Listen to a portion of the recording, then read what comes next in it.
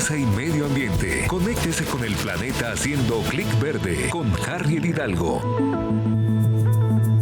Hola, ¿qué tal? Bienvenidos a Clic Verde NTN 24. Es un gusto saludarlos. El convenio internacional Ramsar, que busca la protección de humedales de todo el mundo, fue creado hace 50 años a fin de garantizar la importancia de estos ecosistemas indispensables para especies de aves y algunos mamíferos. Sin embargo, científicos internacionales piden más medidas para garantizar su protección.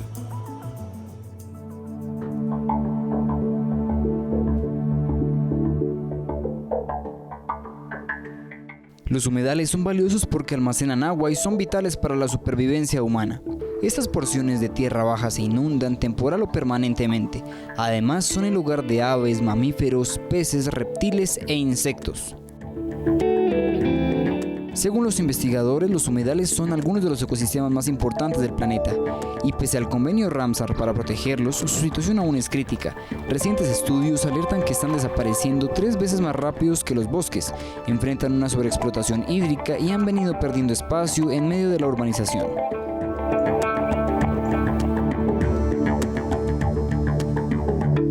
Expertos insisten en que son fuentes de biodiversidad y adoptan distintas formas como ríos, pantanos, lagos, manglares y arrecifes de coral. Diversas especies de aves usan estos sitios como lugares de refugio, alimento y concentración durante la época de migración. La variabilidad climática extrema y las acciones humanas siguen siendo uno de los factores que más perjudican esos ecosistemas naturales que han venido desapareciendo a ritmos alarmantes. Karin Malusalem, doctora en Ciencias de la Universidad de Gales en el Reino Unido, directora además de conservación de WWF en Paraguay. Es un gusto tenerle aquí con nosotros en Clic Verde. El acuerdo Ramsar, que se estableció para el cuidado de los humedales en el mundo, cumple ya 50 años. ¿Por qué y para qué fue creado? Bueno, muchas gracias. Saludos, Harriet. Gracias por la invitación. Saludos a toda la audiencia. Para esta transmisión en especial decidí tomarla cerca de un humedal muy importante acá en Paraguay, en el Chaco Húmedo, una red de humedales realmente que viene desde Brasil, Bolivia y Paraguay, desde el Pantanal. Y bueno, sí, efectivamente esta es una convención, es un acuerdo básicamente entre los países que se propuso como una necesidad para proteger los humedales, pero también para manejarlos sosteniblemente. Cumple 50 años y es uno de los acuerdos que más participación tiene de los países de la ONU, llegando a casi un 90% de los países adheridos a este acuerdo Ramsar. Entonces es muy importante para visibilizar estos ecosistemas que habían sido olvidados. Es muy importante también para que los países se propongan metas de protección y de manejo sostenible. Y bueno, hay una serie de planes de acción y de compromisos que adquieren los países al incorporarse a estos acuerdos que buscan mantener estos ecosistemas fundamentales para nuestra vida y para nuestra sociedad. Hasta el día de hoy, dicho acuerdo ha permitido que sean protegidos. ¿Cuántos humedales? Cuéntenos. Sí, mira, la convención ahora estamos llegando a 172 países y hay más de 2.500 humedales que han estado reconocidos, digamos, de esta convención, que han sido propuestos por los países que han seguido una serie de procesos para ser incluidos como sitios Ramsar, justamente se les conoce. Y esto estaría cubriendo más o menos 250 millones de hectáreas, ¿verdad?, de humedales. Sin embargo, el ser reconocido como un sitio Ramsar no necesariamente significa una protección inmediata o total del sitio. Es más bien un reconocimiento de su importancia y que efectivamente hay que tomar medidas en esos lugares para asegurar que esos humedales sean conservados. Las cifras de pérdida de humedales son bastante desalentadoras. Estamos hablando de 60, 70, a veces hasta 80, dependiendo de las diferentes metodologías que se pueden utilizar, dependiendo de las fluctuaciones también. A veces los humedales no son tan sencillos de delimitar. Pero estamos hablando de que estamos viviendo en un mundo donde ya no tenemos ni siquiera la mitad de los humedales que habían originalmente. Entonces, esto es urgencia y llama a la urgencia, además de estas políticas públicas, de este reconocimiento gubernamental, de realmente llevar incentivos y llevar acciones, no solamente de protección legal que aíslen a los humedales de las poblaciones, sino que permitan la convivencia de las poblaciones con estos humedales y que se reconozcan también las áreas de conservación de comunidades indígenas, de propietarios privados y de gobierno. Muchos de los esfuerzos de conservación a veces están en las áreas silvestres protegidas, pero creemos que no es suficiente. Creemos que es importante que hay territorios indígenas, hay territorios de propietarios privados que bien podrían aportar a esta conservación, las famosas OMEX o otras medidas efectivas para la conservación. También queremos saber cuáles son las principales amenazas que enfrentan estos ecosistemas en la actualidad. Sí, definitivamente. Bueno, en sí, el primero y el más directo sobre los humedales es, por supuesto, la conversión de humedales a cultivos, a veces no necesariamente con fines de producción de pequeña escala o de producción de comunidades, sino grandes cultivos. Esto no significa que no se pueda hacer, pero de una manera compatible entre el desarrollo y la conservación, lo cual es todo un reto, respetando los flujos hidrológicos de los humedales y por supuesto dejando áreas prístinas en estado de conservación. Entonces hay que trabajar a nivel local para realmente entender cuáles son esos humedales y entender cómo esas actividades productivas pueden coexistir o tratar de coexistir en esos ambientes. Por otro lado están, por supuesto, las estrategias de conservación pura de humedales, donde no se debe de permitir alguna actividad productiva que pueda convertirlo.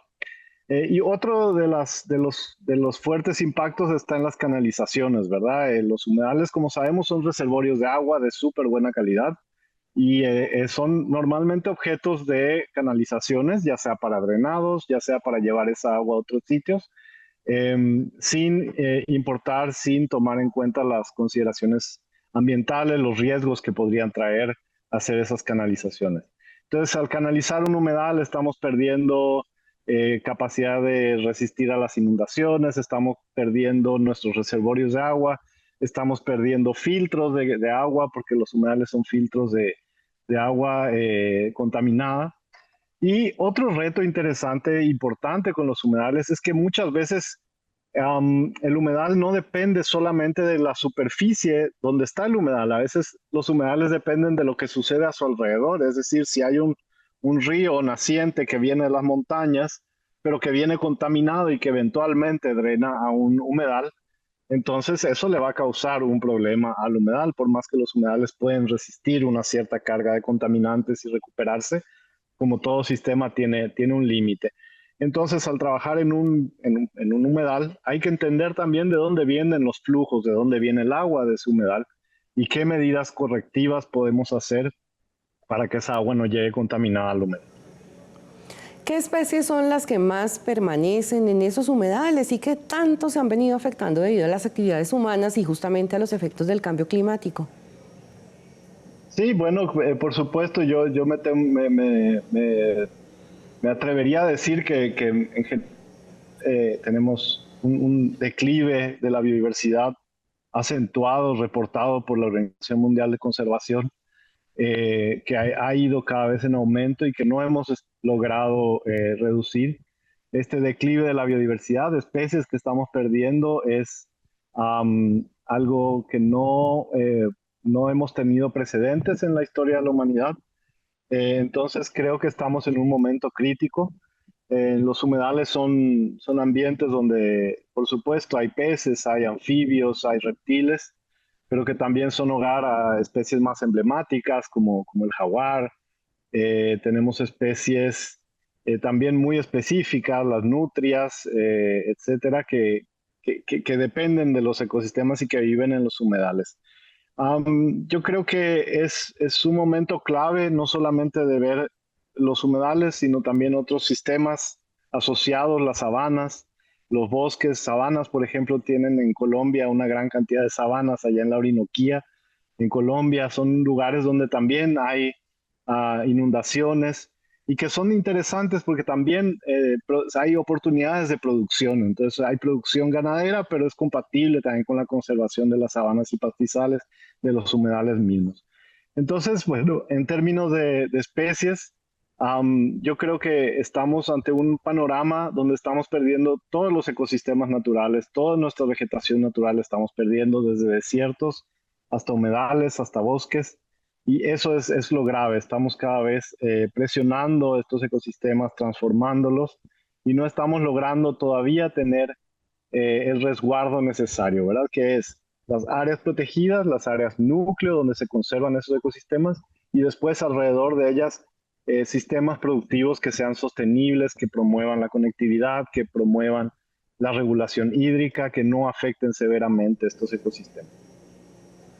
Si no se protegen esos humedales, ¿qué pasaría en los próximos años? Bueno, es un escenario muy negativo, es un escenario muy pesimista realmente, pero a la vez realista. Es lo que no quisiéramos ser alarmistas, ¿verdad?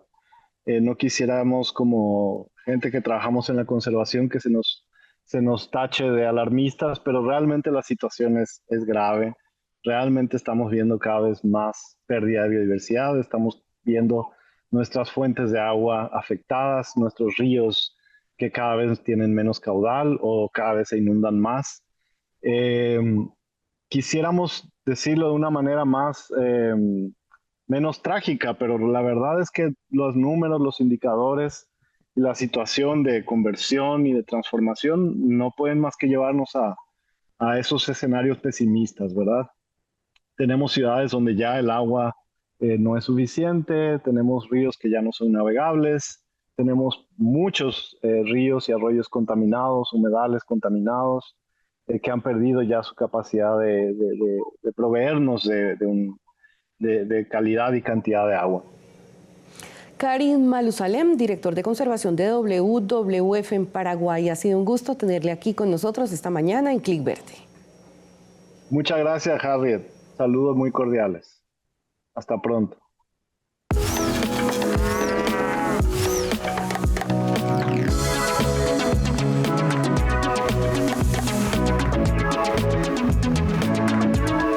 Investigadores de la Universidad de California aseguran que las altas temperaturas están afectando componentes básicos y nutrientes necesarios para los océanos.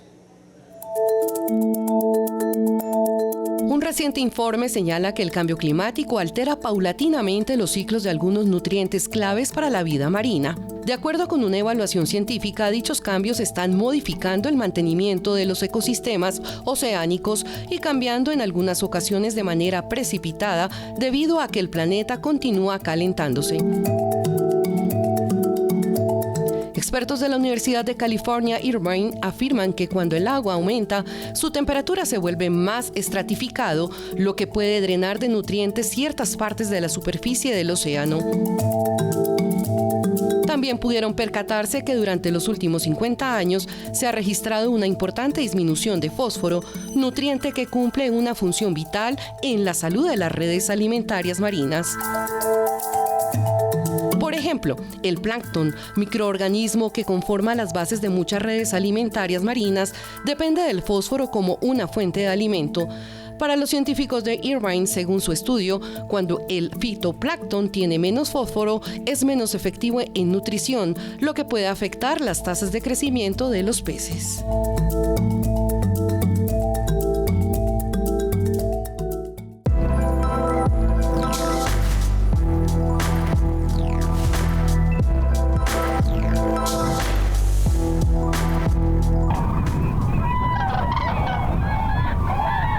El Lac du Der alguna vez fue solo un vistazo pasajero para cientos de miles de grullas que volaban desde Escandinavia en busca del sol, pero con el calentamiento global el embalse francés se ha convertido en un atractivo refugio invernal. Decenas de miles de estas majestuosas aves pasan ahora los meses más fríos de Europa alrededor de la extensión de agua de 48 kilómetros cuadrados al sur de Reims, la capital francesa del champán. Cada Cada año el número aumenta y cada amanecer nubes de miles de pájaros se elevan para volar en busca de alimento en los campos cercanos. Lac Louder se creó en la década de 1970 para detener las inundaciones que bajaban por el río Sena hacia la región de París.